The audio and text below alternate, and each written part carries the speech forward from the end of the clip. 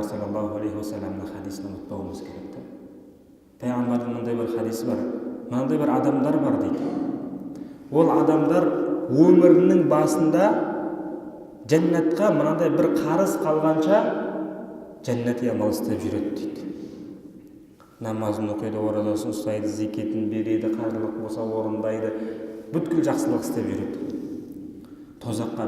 Жәннатқа бір қарыз қалған кезде тозақи амал істейді. Сөйтеді де ол не істейді? Тозаққа түседі дейді. Кімнің өмірінің соңында не жазылып тұрғанын ешкім білмейді. Ал пайғамбар саллаллаху алейхи екінші бір адамдар айтты да, ол тозаққа бір қарыз қалғанша тозақи амал істейді дейді. Бірақ та сол бір қарыз қалған кезде жәннати амал істейді, жәннатқа кіреді. Енді пайғамбар саллаллаху алейхи уассаламның осы хадисін біз есте сақтап, ойланып қарауымыз керек та.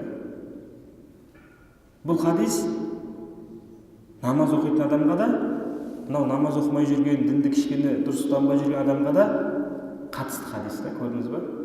Мынау айтады, сен намаз оқыдым деп, ораза ұстадым деп, сен менменсіп кетпе дейді. Сен өміріңнің соңы не болатынын білмейсің деп айтады. Ал ана кісілерге не дейді? Сен өйтіп ойбай мен осылай жаратылғанмын, болды мен осылай кетем деп жүрме дейді.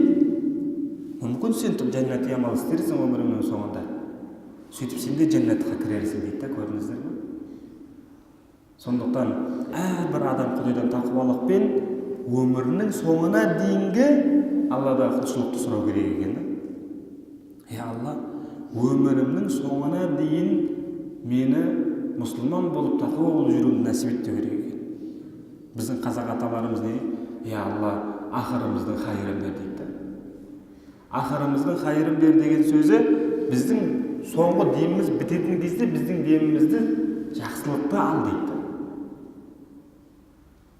Сондықтан міне осы нәрсе үшін біз не қылуымыз керек? Бұл өмірде амал жасауымыз керек.